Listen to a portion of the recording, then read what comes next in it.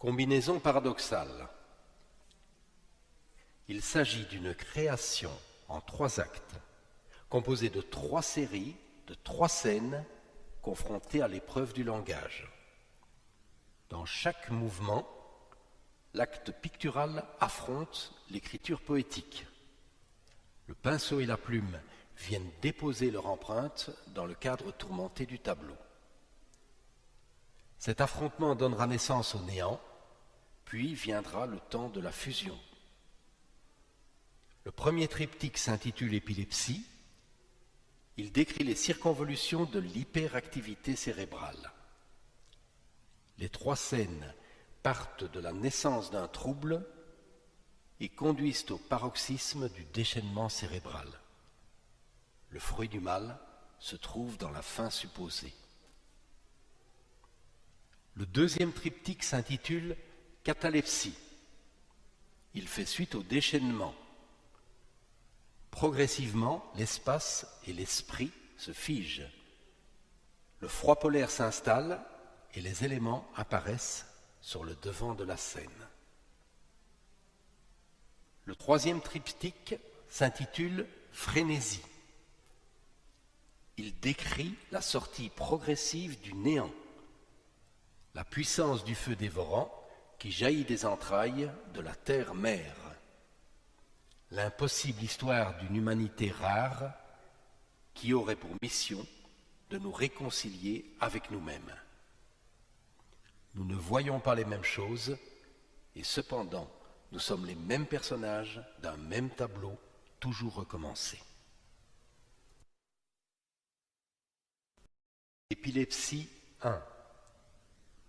Avant de laisser voir ses ailes transparentes et son squelette entier affalé dans l'espace, le fil d'une pensée se coule dans l'attente en égrenant les jours et les heures qui passent.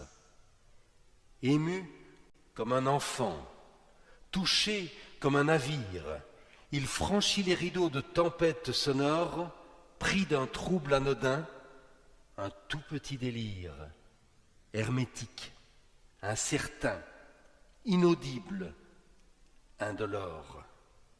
L'esprit se montre enfin, déclenchant des cascades, des soleils flamboyants et des geysers de sang. L'onde qui s'insinue avance par saccades et reste silencieuse, perdue dans le néant. Des éclairs se propagent et dessinent des mots pour bien planter leurs clous sur ce cerveau muet où l'ombre d'une phrase s'agite bien trop tôt pour imprimer la vie et en faire un projet. Épilepsie 2. Et pendant ce temps-là, bouillonne la promesse d'un devenir fringant, moderne et attractif, forgé de sentiments sans aucune faiblesse, avec la rage au cœur comme seul objectif. Voici venir enfin les mystérieux voyages, les rêves dans le vent, inondés de couleurs, les pièges de cristal, les merveilleuses images, la tendresse d'un soir, la douceur d'une fleur, le besoin d'avancer, d'inventer, de produire, toujours recommencer les erreurs, les dérives, le fabuleux destin, gagner, aimer, détruire, finir par se noyer sans atteindre la rive.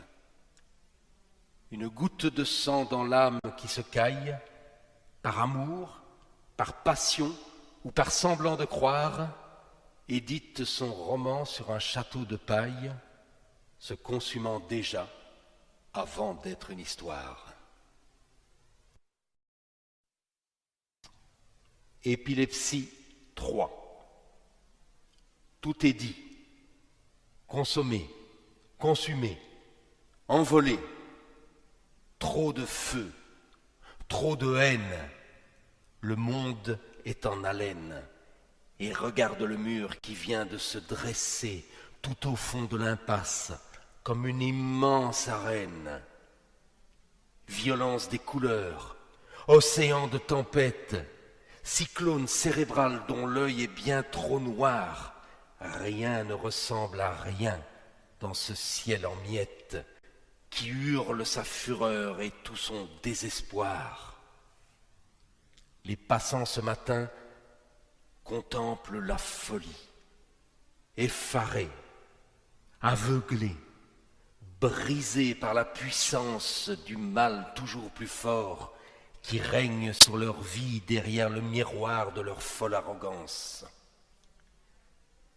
Les mots n'ont plus de sens et l'orage s'abîme sur les ruines du temps et ces mortels arpèges projettent à l'horizon les fantômes anonymes des hommes inconséquents que le vent désagrège.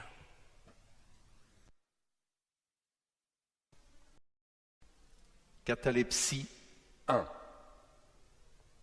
Au milieu du néant, le silence s'installe, en laissant s'échapper de timides murmures, des plaintes contenues, des soupirs et des râles, un dernier incendie, les dernières brûlures.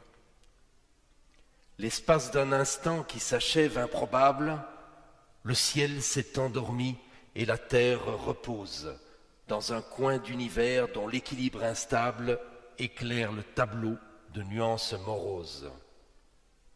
La mer, dans son miroir, reflète sa mémoire et mouille le rivage avec délicatesse, dessinant sur ses bords de grandes ombres noires, un soupçon de rancœur, un voile de tristesse.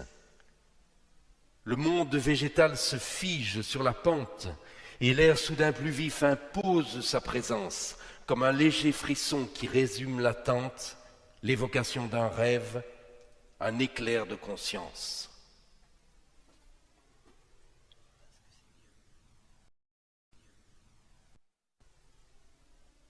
Catalepsie 2. Dans les sous-sols obscurs, sur les murs dévastés, des silhouettes surgissent, convulsives et voûtées, et piétinent sans but au fond de la cité, avec des gestes lents et des regards hantés. Ils gèlent à en mourir dans ce milieu hostile, où le corps se relâche et se couche immobile, puis s'efface soudain dans ce monde inutile, dans l'attente insensée qu'un miracle défile. Pas un bruit au dehors, pas une âme qui passe. Un décor tourmenté se forme sous la glace. La matière s'endort, se fondant dans l'espace, ne laissant à la vue qu'un arbre qui dépasse. L'esprit s'en est allé, refusant les odeurs, les lumières du ciel, les grands traits de couleur, l'émotion aiguisée, les battements de cœur, pour laisser place au temps de toutes les rigueurs.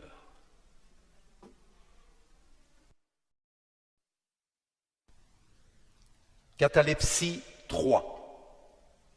Les objets et les formes dictent leur point de vue aux spectateurs absents, aux paroles muettes, supprimant tout concept, toutes des convenues d'un plan fixe captif aux multiples facettes. Pas d'indice d'humeur, d'émotion, de folie, de mouvement lointain, de retour de voyage. Rien ne s'ajoute à rien qu'un fascinant défi. Revenir sur l'écran, percer le paysage. Dans l'immobilité d'un scénario polaire, des cristaux transparents en costume d'acteurs éclairent l'imposture de leur face lunaire, libérant 1000 éclats qui se brisent en plein cœur. Les objets et les formes dictent leur point de vue, imposant à l'esprit que l'œil soit le complice d'un mensonge avéré, d'une erreur convenue, d'un angle de vision corrompu et factice.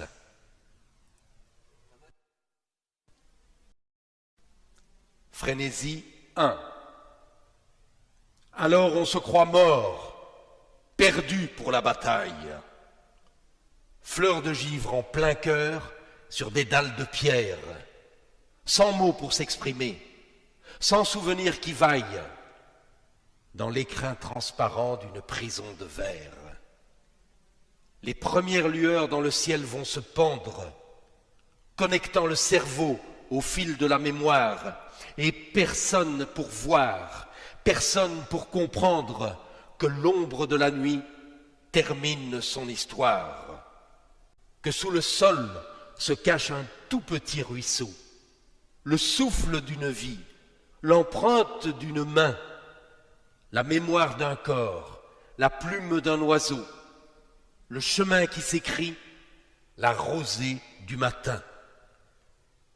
L'étrange vibration qui monte à la surface hésite à préciser le moindre changement, alors que le présent signe sa dédicace, troublant l'air d'un frisson comme un bourdonnement.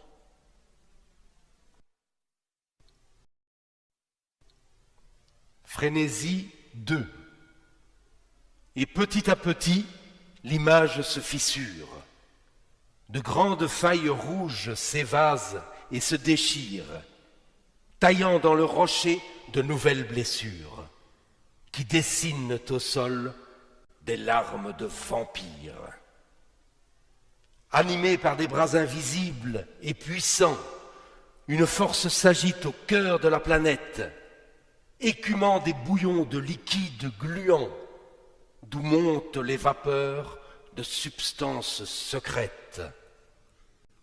Et mystérieusement, dans la même seconde, d'immenses cheminées s'élèvent et respirent, le magma rougeoyant de la roche profonde traçant de longs cordons qui remontent et s'étirent. Dehors, les vibrations deviennent insoutenables et l'œil a bien du mal à fixer l'objectif. On dirait que du sol vont surgir 1000 diables, montés sur des ressorts et chargés d'explosifs. Frénésie 3. Dans le ciel, tout à coup, les couleurs se déchaînent. Des plaques de banquise, emportées par les flammes, se séparent en lambeaux et tombent sur la scène en crépitant au loin comme une vaine alarme. Une orgie de couleurs, de sons et de lumière soude les éléments en fusion dans l'espace, et les derniers morceaux retombent en poussière, recouvrant le passé de ses dernières traces.